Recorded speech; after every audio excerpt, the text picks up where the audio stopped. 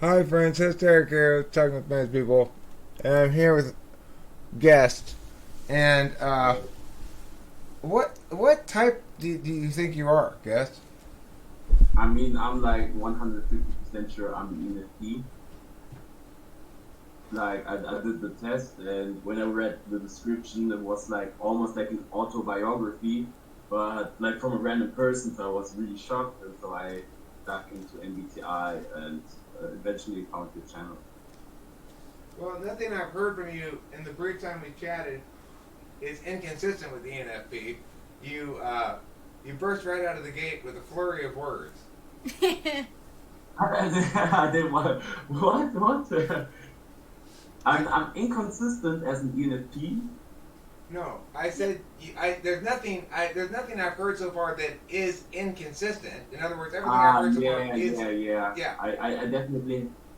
I definitely have a lot of stereotypical gay. Yeah, I mean, I'm smiling a lot. It's not like concrete proof, but definitely helps.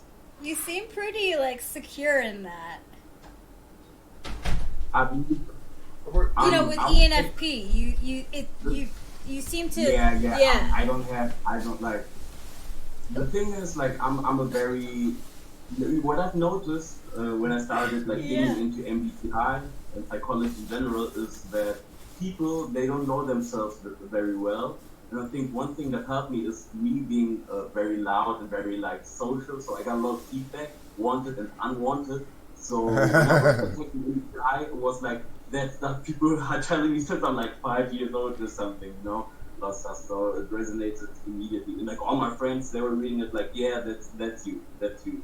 I'm Gigi, by the way. That's how people refer to me, or Fancy Deluxe in the chat.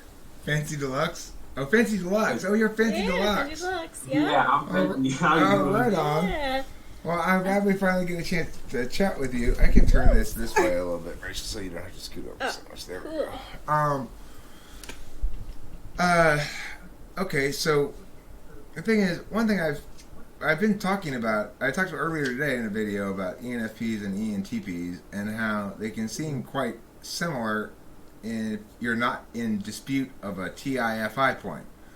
That the extroverted intuition by itself tends to play out in kind of similar ways. Uh, do you do creative endeavor at all? Uh, the same as you do. Mhm. Play the Yeah, guitar, sing. yeah. I mean, I like to dance. Yeah, I think I do a lot of creative work, but right now I'm mostly focused on my guitar. I started playing 2 years ago, and it's really fun, and so I keep at it. I actually bought a book today. I want to start learning a little bit of theory. Hmm. So yeah, That's very third slot TE of you. yeah, yeah. You know what the funny thing is? My best friend, he's an ENTJ, and like I wanted him to start playing guitar, and like he played a little bit. And he was like, yeah, but I need just like some kind of like system to like how am I supposed to play it? I'm just like, just start playing, dude. And he was like, no, I need just like some kind of system, something to hold on to. So it was very hilarious to see it in action. But That yeah, a little bit is. of me, it's not bad. Um, so it's interesting you talk about wanted and unwanted feedback. I think every extrovert intuitor hears a number of times, probably every extroverted perceiver, either SE or any Dom, probably hears Yeah, during their childhood. Okay, take it down a notch. That's too much of you. You need to yeah. quiet. You're talking too much. Especially any Doms are going to hear that. You're talking too much. Yeah, yeah, that's true. I've heard that a lot. Like my mom, especially my mom. Like, don't be so essentially energetic. I don't know. I don't have a better word for it. So Tone don't it be down, so. Spaz. Tone it down, Spaz. That's what we're likely to hear. Is things like that.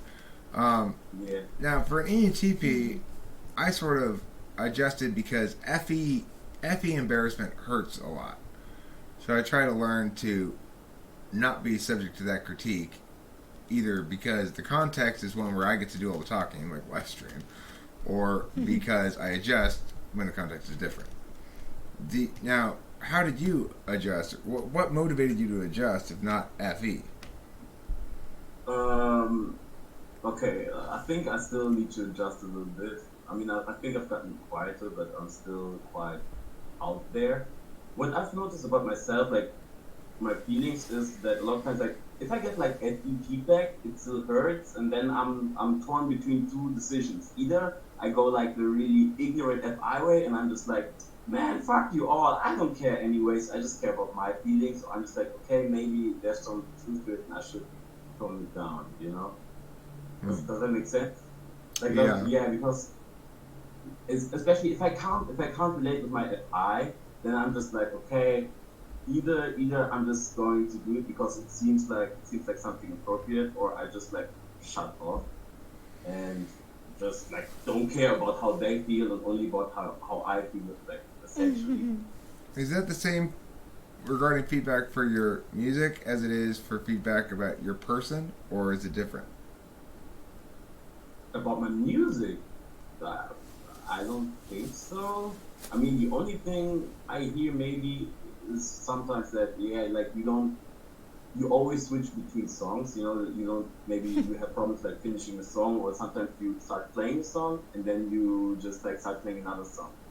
And you just like play through one song and then play the next song. That's maybe something that relates to me as a person, but other than that, no. Okay, so like how do you seek, or are you open to constructive criticism about your music, or do you find it, I don't want to hear about that? I think I'm usually quite open for constructive criticism, but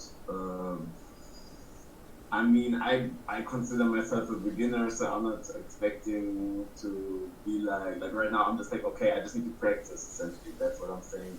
I That's see. what I'm Okay, saying. so you set yourself low expectations regarding feedback, so you know, hopefully, if you're going to be surprised, you'll be pleasantly surprised.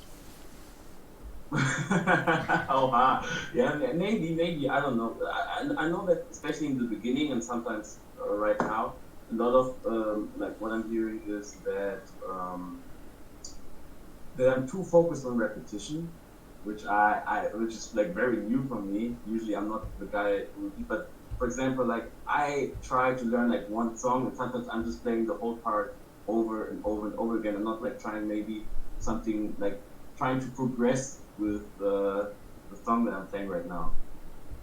So for example, what like I don't know how to say it in English, but Paris, but like if you okay, wait a minute, okay.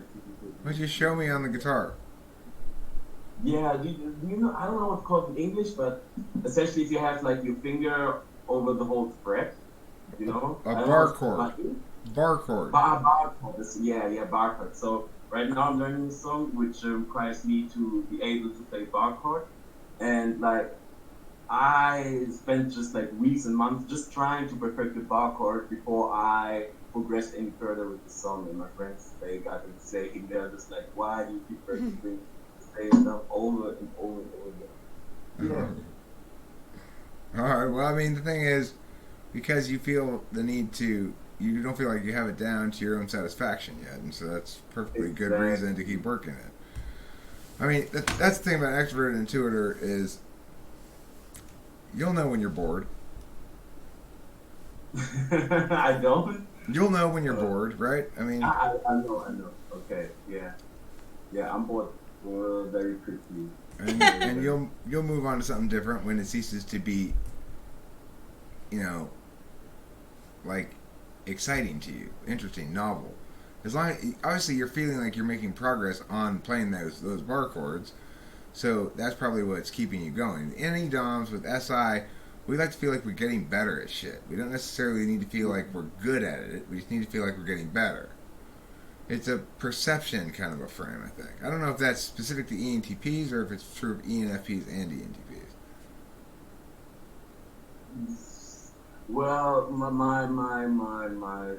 I think, I don't know about ENTPs, but I think my TE definitely wants some kind of result. So even like sometimes I know, okay, like I keep practicing, and even if I don't see any progress right now, I know that I will eventually later. But my T is like, I need to see something now. I need to see some kind of progress. That my TE is like, okay, finish this song in like a couple of weeks or couple of months or whatever, and it's that constant battle between seeing results and actually knowing that you're doing the right thing. That's interesting. It really clarifies for me how different SE 8 slot is with TE 6 over SE 8 with TE third. Your TE really frames your SE out in ways that are very different than mine does. For me, just get something done. Just get it done. That's all. It's like my SE thing. Just get it done. Mm-hmm. Just start it, and then just when you're done with it, just put it up. Be done with it. And don't get bogged down. But this is something I had to learn over time because I got bogged down in a lot of projects during certain phases of my creative career, or whatever you want to call it, creative life. Don't worry, Rachel, I got you. Thank you. I definitely got bogged down in shit, But nowadays, my SE just goes, just get it done. The goal is the SE in and of itself. It doesn't have to fit into any other kind of goal. It's just like having something done. It's sort of an SESI thing. It goes on my list of shit that's done. That's good enough.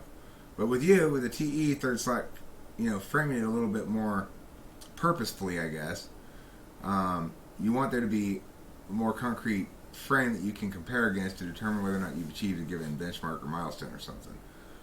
Yeah. Interesting. Yeah. What you smoking there? Like, what? What you smoking? You smoking a joint? just a cigarette. Okay. At least when I'm online. Would you like me to transubstantiate you a bong rip? I can magically send a bong rip to you across the internet if you'd like.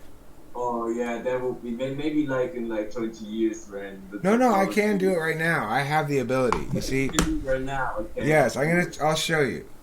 It's because I'm a licensed metaphysician, which means I have special powers. Okay, but one of them is not finding the bong. Finding the bong is not one of my special powers. So there it is. This is true.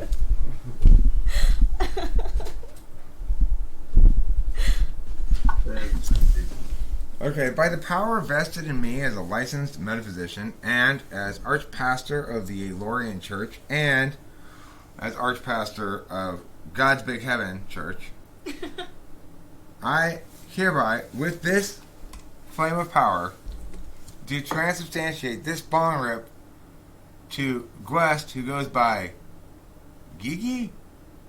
Gigi. Gigi. Yeah, Gigi, essentially. That's if you know her.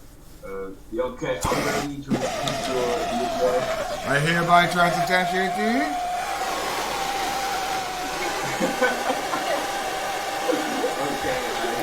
Okay, I feel the smoke.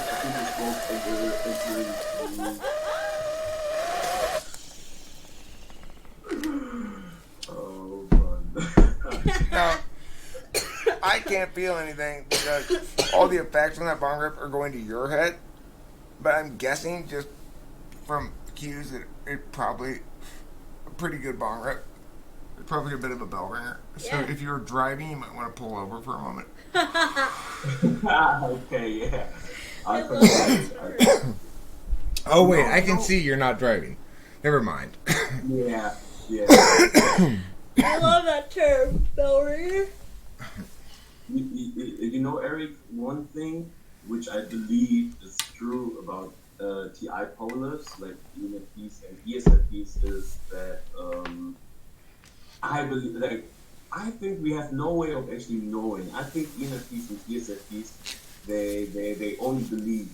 Like we only run through belief. Like even things that seem like they seem pretty crystal clear. I'm just like, okay, it seems true, so it must be true. Like I can't. I don't know. It seems true, so it must be true. Well, look, you have. First of all, I think there's a bit of a confusion between FI and as a deliberation function. Come on in, PP. Pee-pee. Hi, girl. Aww. You've been on... So it's like, the thing is, to feel confident in your conclusions about something, it needs to be something that's appropriate to FI. Because that's what you're going to be drawing deliberative conclusions about. So, for example, if you were told, if the Gestapo marched in and said, we're taking 40% of your objects and burning them in these ovens, you choose which 40% of your objects you're gonna lose and which 60% you're gonna retain. You'd probably feel confident in your ability to determine which things you liked best and which things were most important to you. Yeah. I think so. Whereas I would not feel confident about that. I would probably resort to a TE frame, which things are most useful.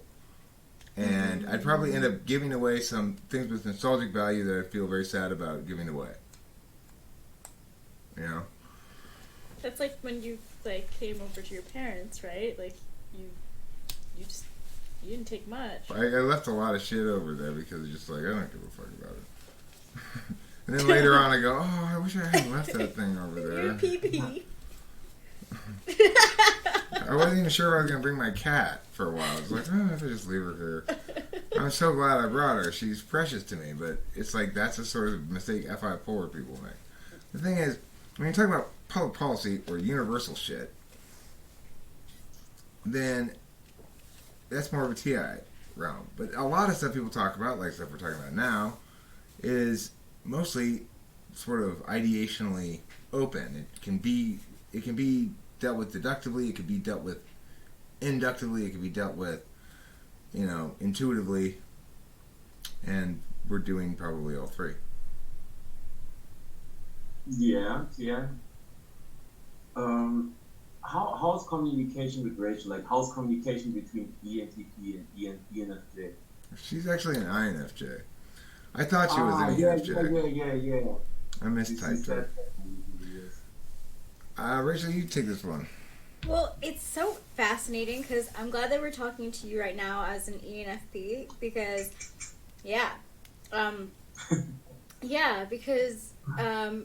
like when you were interviewing the other guy, Brad, who was definitely an ENFJ. Okay, I remember him. Yeah, so like I'm making the comparisons between the ENFJ and an ENFP, and that's so different too.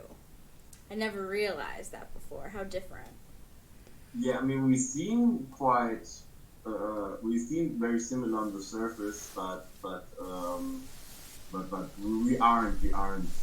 It's like my mom is an ENFJ, and I remember like we had an argument once, and she said something like, the thing is like my mom is an ENFJ. My dad and my sister are most definitely ENFP or INFP, right? Oh. So I remember, so it's very hard not very hard, but anyways, my mom, you tell me, and also my dad that like, essentially, she said to me something along the lines of, I can't talk to you, and I said the same to her because we were coming from from such different places. And a lot of times when she was giving me advice, it was a lot of like FE advice. I'm just like, okay, I mean, that's cool, but I don't care. I don't care how people perceive me. Like, I care about how I perceive them. Yeah. Yes. Right. And so there was a lot of like, there's a lot of translation necessary for me to kind of get what she's trying to convey to me. Or sometimes she comes to me with an I advice, and I'm just like, okay, yeah, that makes sense. But then the particularities, I have to figure them out for myself. I have to know, okay, like to which situation does it apply? So, regarding the issue of INFJ ENTP communication, so, I mean, I think that at first we ran afoul of some miscommunications where I try to talk around something and assume that she was going to intuit what I was getting at. but I'd be leaving a lot of disparate clues that weren't necessarily leading to an NI whole. And so a lot of times she'd just be confused with me talking around shit. Yeah. I've learned to be a little bit more direct about stuff. Oh, really? I thought since it's like too intuitive, it's just like you just talk and she knows. Okay, You just talk.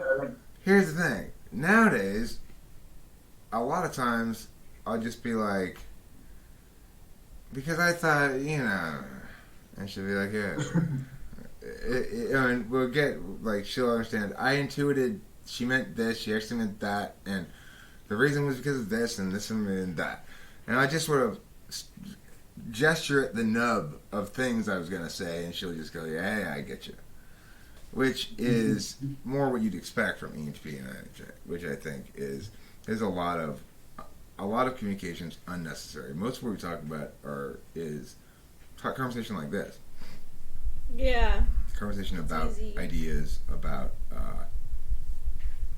cognitive functions or people or institutions in the world, and sometimes about our particulars, like my mom or my family and her sister coming and stuff like that. But I would say the answer to the question of how's communication between the two of us is impossibly easy. Yeah. It is. Yeah. That's what I thought too. Yeah. It's really nice. It's unlike anything that I've definitely ever experienced before, which I've never gotten along so completely, so easily, and so authentically with anybody. Yeah, INFJs are cool. I, Yeah, I'm happy for you guys. Definitely happy that it's things don't have to be complicated, but they can be sometimes. Yeah. That sounds like an I sentence, That sounds like, oh, here's a holistic truth. So, but okay, but how? Okay, I don't know. Do you have anything, maybe question or something? Are you in a relationship? No, like I told you in the chat, like I'm not in a relationship, but I'm seeing a girl right now. Thinks, oh God, why am I sharing that with a stranger on the internet? Look, there's a lot of romantic possibilities here, right? Depending on how this video plays out, you'll be like, hey baby, I'm talking about you. Exactly. Play this video. Okay. Yeah, like anyway, things seem to are going to go into a serious direction. And like as I told you, I'm not sure what type she is. I don't know. I mean, yeah. Maybe I'll ask her to do the test, but introvert or extrovert? I mean, myself. I mean, probably extrovert. Probably more extroverted. Okay, that's usually an introvert. Let me tell you right now, that's usually an introvert. If you say probably more extroverted or they seem half and half, they're usually introverts with an extroverted tool function. Ooh. Okay. I mean, my assumption is that she may be I don't know, ENFP, INFP. Very hard to, like, she's definitely not like TE dom or something. No, like not TE, like first two stacks. I would say probably not FE dom or FE tool user, because usually if I see like FE using women, I just go crazy. I just go all like gooey and I don't know how they do it, especially ENFJ women. I don't know how they do it, but they just trigger like all the right points. So possibly an FI dom or a TI dom then, with extroverted intuition or extroverted sensing as a tool function. Yeah, maybe. But I mean, if I figure it out, I'll let you know. Okay. So what makes you feel like it's getting serious? Is it something she said, or you just get the feeling with your feelings, or what? Good question. I mean, we are seeing each other quite regularly. We have been quite physical. I don't know. So are you saying you've made sexual intercourse at her? I haven't. I haven't. Almost. Almost. Like, I'm this close.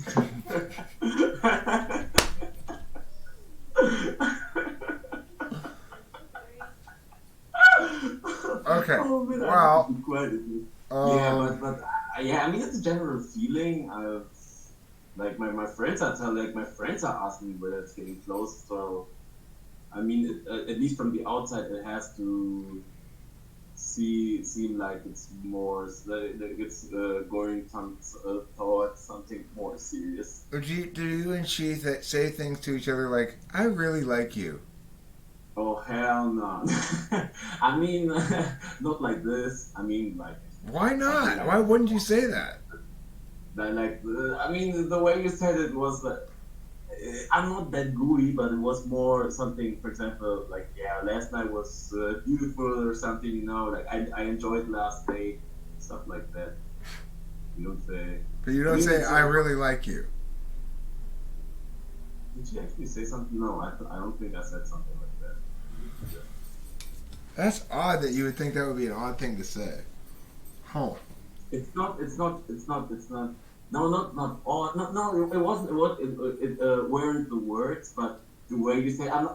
But the way you said it, you know, I I would be really like, like oh, you. I love you, or something, you know. Baby, I really like you. You're special to me. Like that. Did you say that to her? darling, sweetie, hot cheeks. Listen, I want to tell you something. I really, really like you. Oh, okay, now we're looking at the camera too. I love ENTPs, man. Your jokes. You're like, you guys are hella funny. Well, you know what? I don't know if it's true of all ENTPs, but it's definitely true of this one. I like to have fun in general, and I'm a 7. Rachel and I are both 7s. Together we add up to 14, which is our combined age. We are 14 years old. Oh my god! We're 14 years apart from each other in age, right? Right, but actually we're both 14 years old. In spirit, forever. That's probably true.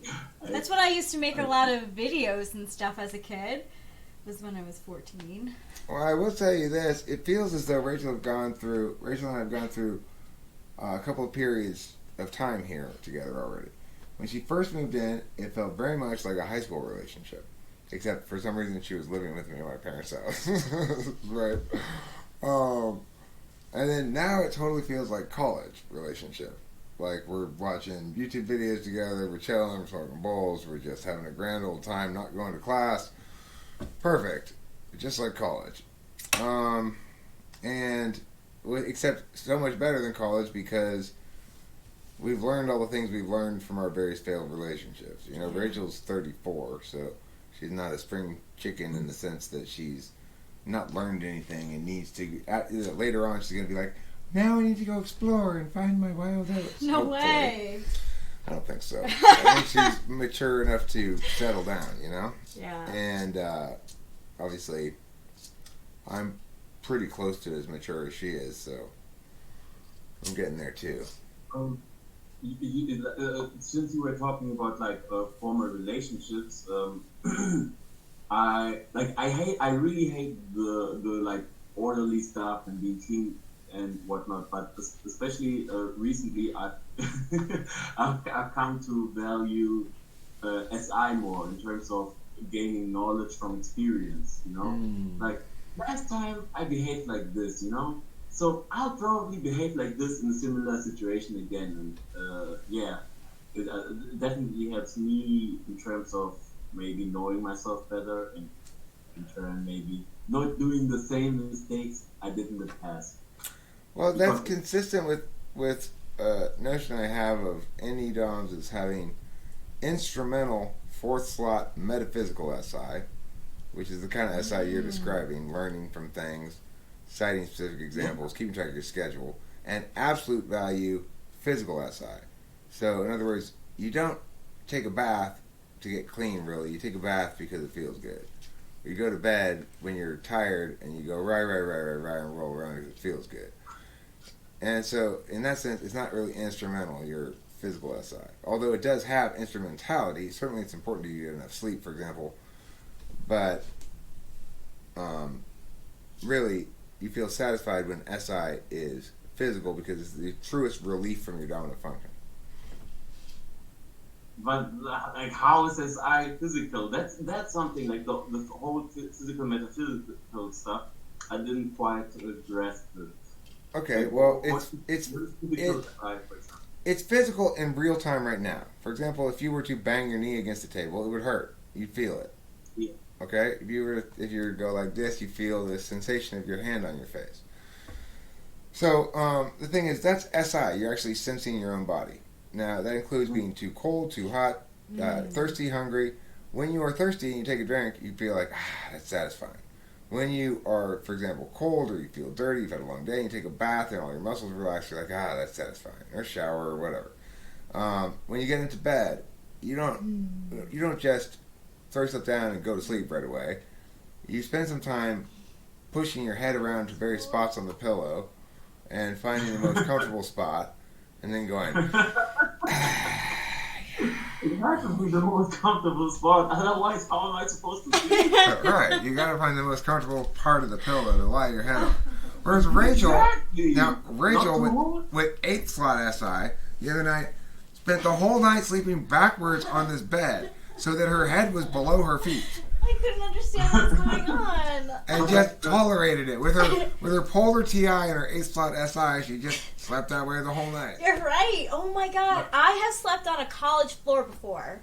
In the middle of a disgusting party. And I was like, I don't care. I need to sleep. I'm going to sleep on the disgusting floor. Yep.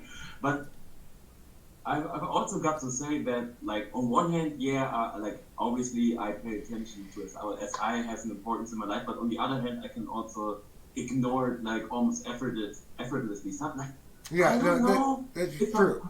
That's true what you're saying, because it's an absolute value. In other words, you're either doing it for its own sake, or I'm not. or you're not. You know, or if you're doing it like, if you don't want to do it, if you want it to not bother you, you can ignore being hungry for way too long until you're absolutely fucking starving to death. Then you go, oh shit, I'm about to pass out. I'm so hungry. Because that's what makes it non-instrumental, right? You're not using it for any purpose, instrumental purpose. You're just, if it's not good for you in the moment, then you just fuck it. I don't care about it. But how can you, like, use SI as an instrument? Like, I thought SI is just like, okay, I got to survive and maybe gain knowledge from experience, but that's about it. That's like what else can you do with SI? No, the metaphysical part of it is things like keeping track of your schedule. What you do with it is you make sure you're where you're supposed to be when you're supposed to be there, so you don't have problems like that.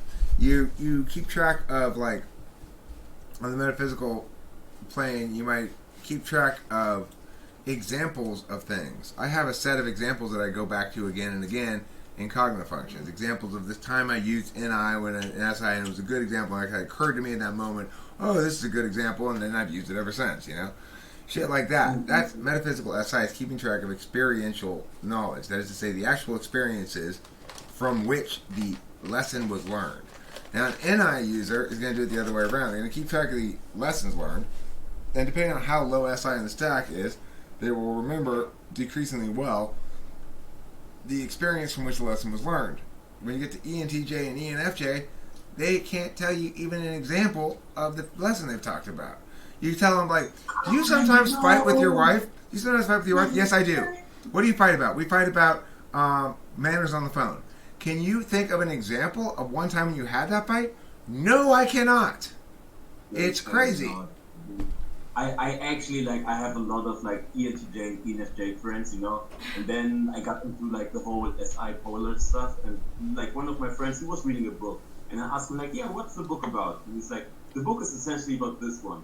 And then I'm like, can you give me, like, maybe an example, or, like, the way you offer, can you give me, like, an example how it relates to the overall message, and then they just like start generalizing again. Right. They don't even realize they're not giving an example. It's like they don't get what an example is. You know, it's like they don't even get what an example is, right? We are sorry, ENTJ and ENFJ, by the way. We mean no harm. It's just the way it is. One friend of mine, an ENTJ friend, like his father, he essentially mistreated him, you know, like his entire life until he was like late teens. And I told him like, and he was always speaking in general, like he was always generalizing. And then I asked him, can you give me like one example, maybe like a day where your father was mean to you? And he couldn't come up with like one example. 20 years.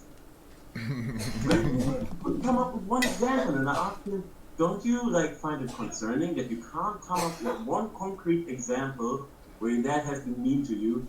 And he was like, and then he kind of started realizing what I meant by SI polar. But yeah. Are they bad with names? I don't know about that. Not anything I've ever collected data on. I feel like I met an ENTJ who just could not remember my name, even if he wanted to try. I'm serious. TI polar could be worse. Could be worse, I think.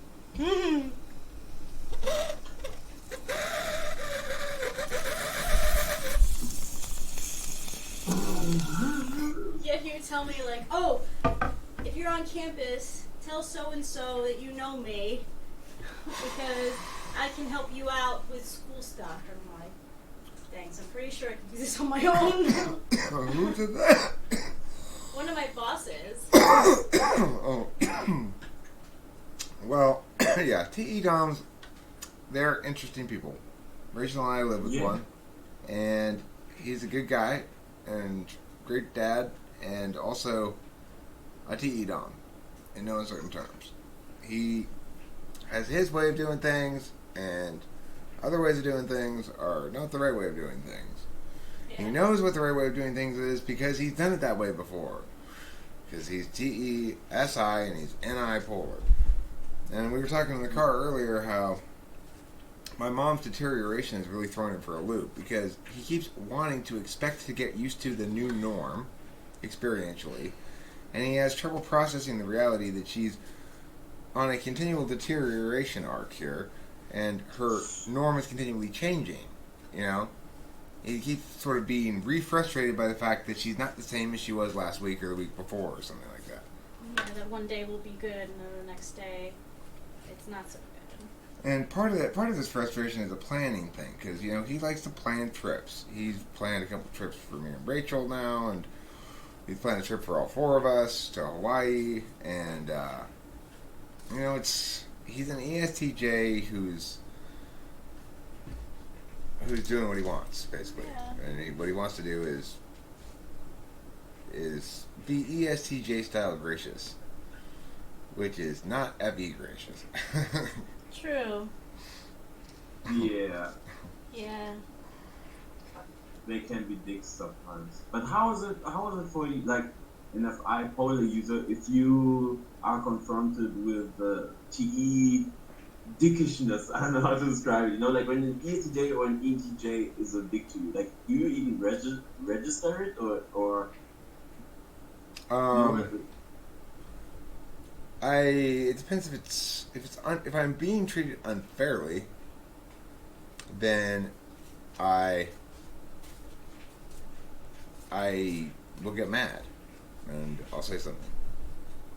And then you know, my dad, if he was in the wrong, there's one occasion in particular where I got mad at my dad because he pulled some bullshit, and he sort of did his kind of apology, walk it back kind of thing, you know, that he does to indicate that he's sorry, without actually necessarily saying he's sorry.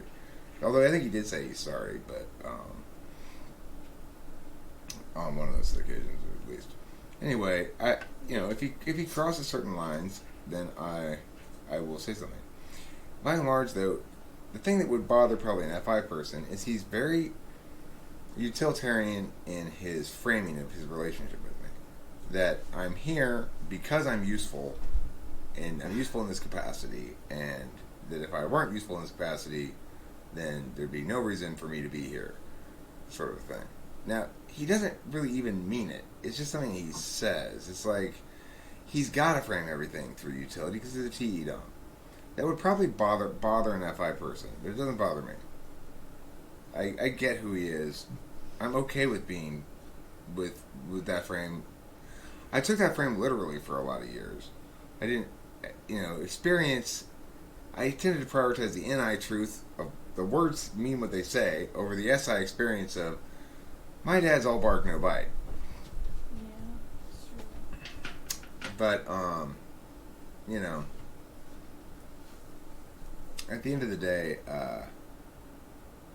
it doesn't bother me because I don't know. I guess because I'm FI polar.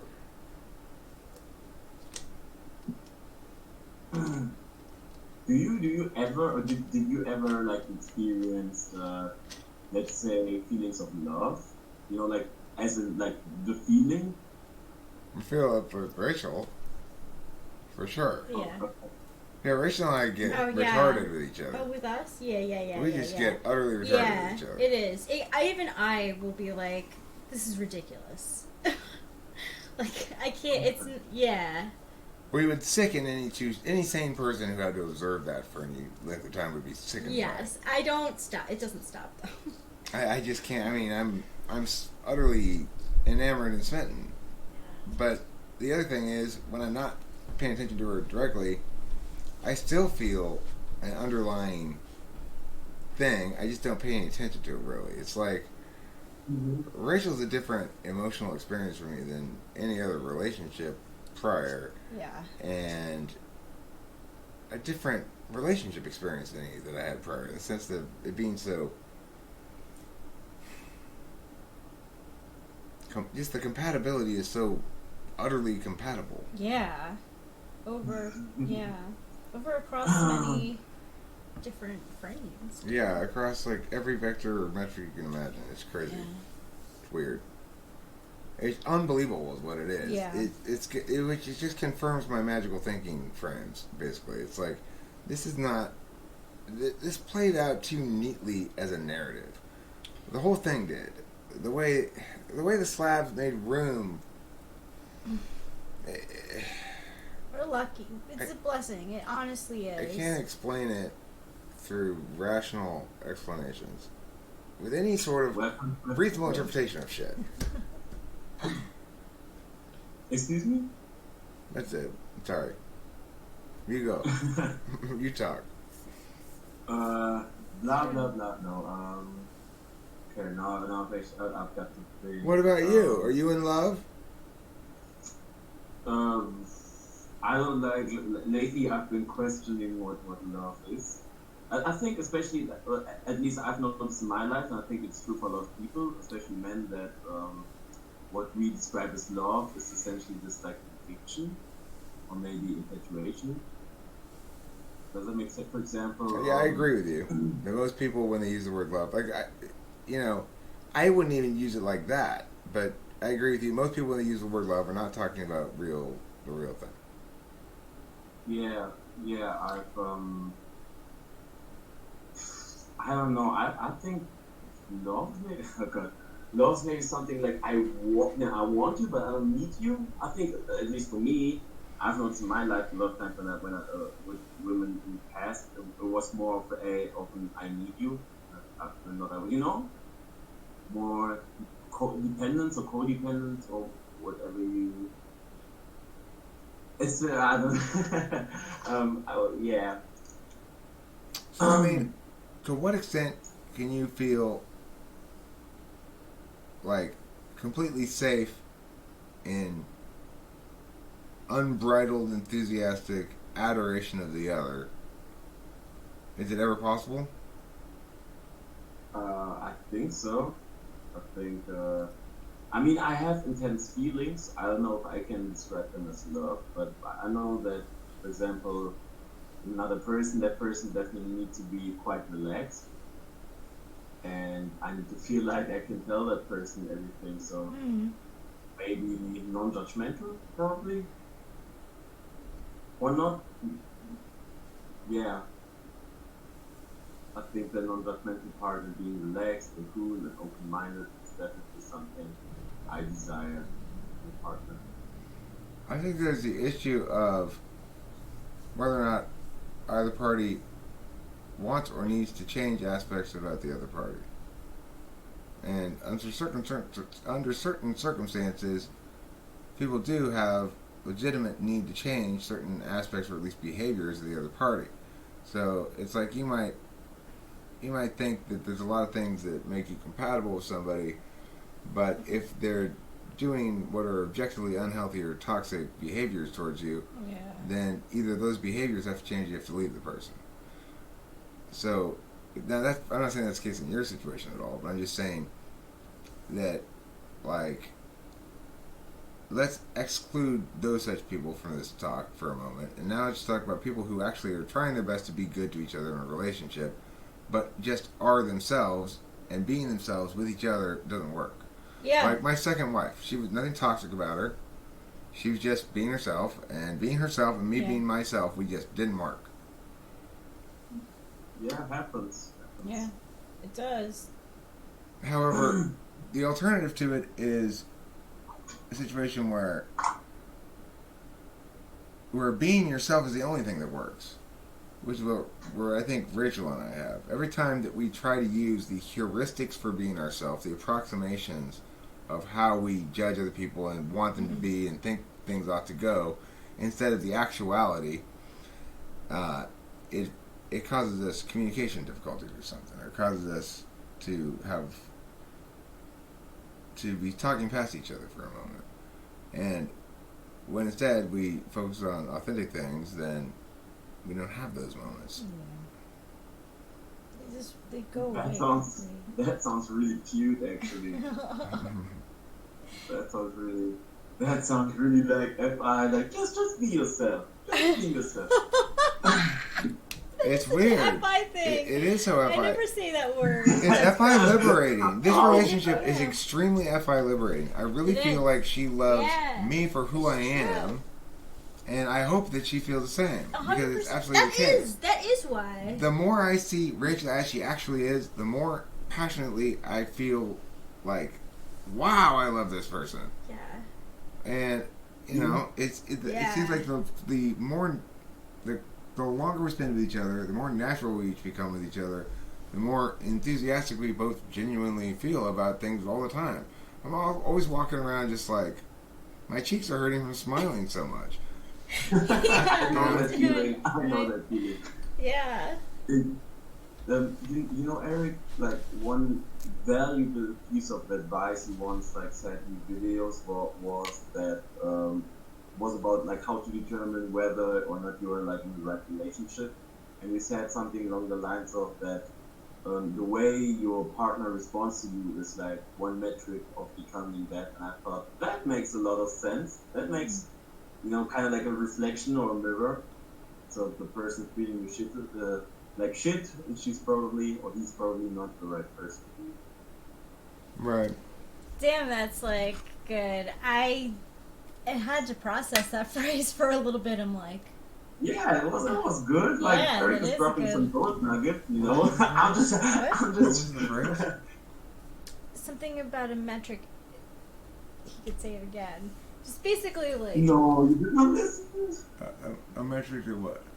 Like the conversations that you're having with the person show a reflection of yourself, but it's not said like that. He knows what you said. I'm not sure what you're referring to actually when you said it. What I thought when you started talking about it was this sort of like 90-10 thing, where it's like when you initiate a conversation with your significant other. Let's say you go, "Hey, look over there. There's a red hawk." Your partner can respond in one of 4 or 5 different ways. One of them is to fully engage you and go, "Oh, cool, that's an interesting red hawk," and then maybe ask you a question about it or something. Like, begin talking with you about the topic you brought up. The next thing they could do is, everything other than that is basically not good, but it's varying degrees of not good. So it's like, one thing you could do which is not good but is pretty good, is better than bad, is like go, oh, I one time saw a red hawk over there. You're sort of reclaiming the conversation, right? But at least you're talking about the same subject. Yeah. Whereas you're not really. Whereas the ideal situation is you would go, oh, tell me what you want to tell me about this red hawk and your experience with it. Let me draw some information out of you because you brought it up. It's obviously a subject of interest to you. The worst kind of thing you could do is like, there you go about red hawks again. Always yammering on hawk, hawk, hawk, hawk, hawk. Dear God, don't you ever shut up! Okay. That would be like the worst, right? That, 90% of your communications should be the first kind, basically. And the rest of the communications should all be up to 99.99%, not that last one I just demonstrated, right? Yeah, I figured. It's pretty straightforward, but, it's true. It's like, when your partner tries to interact with you, they are offering themselves and their trust to you when they initiate communication with you. And they say, when your girl comes home and goes, oh, I had such a hard day at the Volkswagen factory. Und they were all out of bratwurst at lunch today. Und, no more schnitzel. Und my sauerkraut, there was no mustard for it. And it's like they have something to say, and they're also offering you trust. The trust that you are going to not shit on them for initiating engagement with you, for one thing. They're not. You aren't going to turn their bad experience. You're not going to weaponize it against them. Well, I told you, if you had paid attention to me, you should have looked in the fridge and taken bratwurst with you to work today because I warned you they were going to be out of it. You never listened to me. And that's somebody weaponizing a person's engagement against them, right? Mm-hmm. If people do that, if somebody's doing that to you, then that's not you don't want to be with that person. Period. Yeah. You've got to be able to trust that when you said something bad to say, it won't be weaponized against you. Because you need to be heard and responded to on what you're saying. And you certainly don't need it to, shit you say to be used against you by your significant other. You're supposed to be a team. Yeah. Yeah. Relationship advice with Eric. Well, when you do it wrong as many ways as I have, you really learn a thing or two. That's my motto. Fortunately, I did not, but there's still plenty of years for more wrongdoing, so no. I'm sure Gigi will have a typically exciting ENFP love life. Yeah. Filled with emotional highs, emotional lows, and ultimate dismissal of emotion is just instrumental anyway. Okay, I gotta think about the third part, dismissal of emotions because they're what? They're just instrumental anyway. In other words, your FI, your own feelings, are instrumental. They are only really meaningful to you when they serve your dominant and third slot function and to a certain extent your fifth. Which means they're only meaningful to you when they help you get a goal. And also when that goal is resonant with the universal truth, and also when it's resonant with novelty. I always thought my FI is holy to me, and I abide by it, however it wishes. But I definitely know that the NI part is true, and probably the FE part too. But sometimes it's very hard to distinguish, like between like an EFI and like raw FI or whatever. Well, let me give you a TI comparable example. Like, Rachel's into tarot. Tarot is not TI sound, okay? I don't give a fuck about the TI because it's just instrumental. In other words, I don't need to deliberate out tarot's legitimacy because I'm not trying to justify anything with it. So I don't care if it's logical or not. So I use my feelings to justify something, like being I true?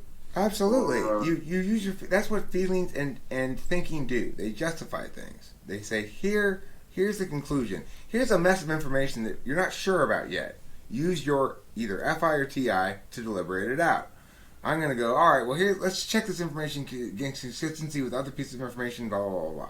You're going to go, okay, well, how do I really feel about this complex situation? yeah. I was going out with Sarah, but I broke up with her a couple months ago. Now I'm with this new girl, and I really like her, but Sarah's contacting me.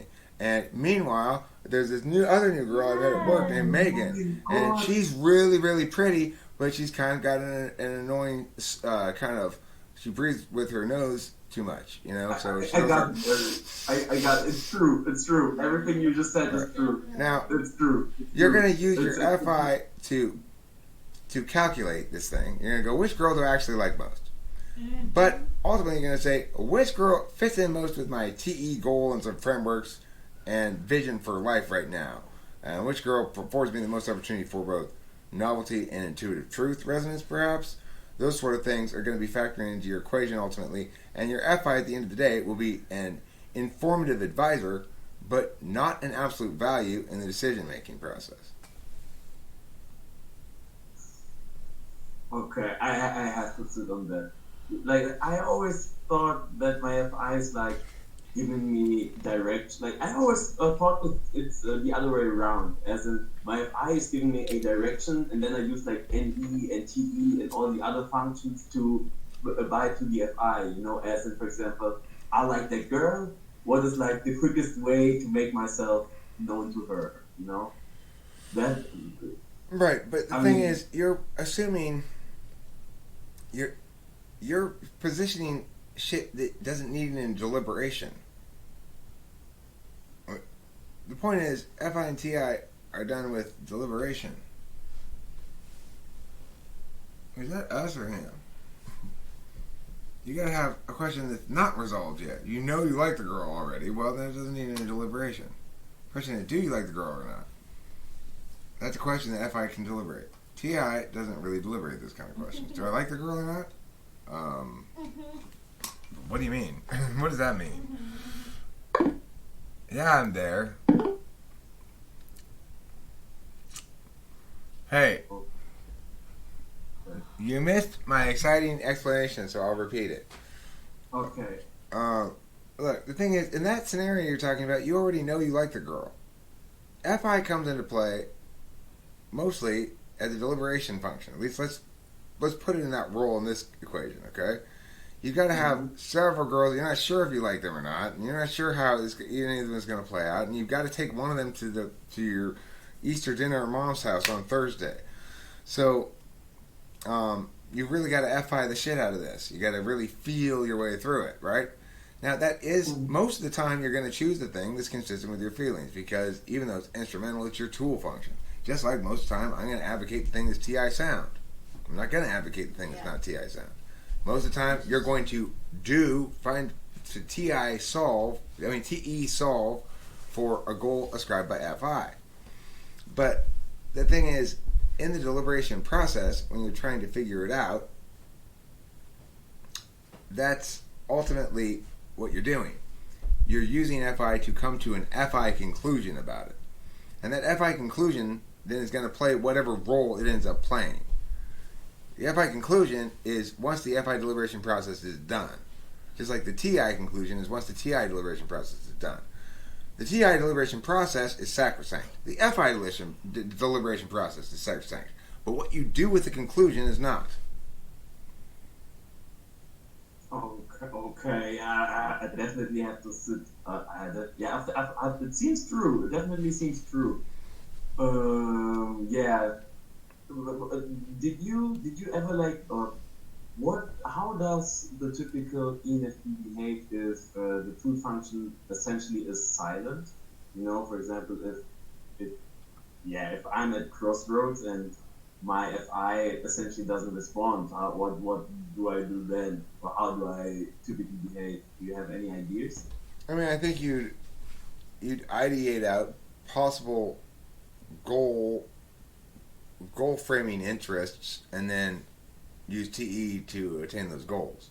So in other words, NE can still provide you, well, if I did have an interest in this, why would I have an interest? So probably the easiest sort of question for you to answer would be, give me 10 possible reasons why somebody might want to have an especially Merry Christmas this year or something. You'd probably be able to generate, I'm guessing, a lot of possible angles of interest that would produce that valuing. Just positing. But the thing is, that's what you would go to then if you didn't have actual FI. You'd have potential FIs at your disposal to look at, and you could TE according to one of those. Presumably you'd ignore but look to at the same time NI to determine which of those FIs was most determinate in a way that rendered the question resolved for you. Okay, yeah, makes sense. Makes a lot of sense. Okay, well, I'm about ready to wrap up this video. You got any final words about ENFP, ENTP, our wide-ranging conversation, or anything else, really? Not really, actually. I mean, maybe those are the best. No, I don't know. I'm just doing my stuff, and I really enjoyed the conversation. Yeah. Most definitely. Me too. Yeah, I would love to hear Let's go. what your thoughts are on the type of girl you're dating. I would love to hear what you think her type might be. No, if I figure it out, I'll let you know. Cool. And Wait, but can you repeat for us the things you're looking for in a woman that's your ideal woman? You mentioned laid back. I remember was one of them. What else did you say? laid back and non-judgmental. Laid back and non-judgmental. Anything else? It's so strange. I don't know. I usually go by my FI. I'm just like, oh yeah, it feels good. So yeah, that FI-SI combo really resists universal questions like that. Last question: are titties bigger than her head? Each titty bigger than her head a necessity for you? Hell no. Okay. No, most definitely not. Good to know, because that really will limit your available choices. Yeah, it's true. Dramatically. Yeah. All right. Well then, good night, everybody watching. Thanks for watching. Yeah. This is our conversation with Gigi from Germany. Thanks for being part of this video, Gigi from Germany. Good luck with your lady friend. Good luck poking her with your penis. Oh man, yeah. And same luck to all of you men at home as well. Yeah. Good night.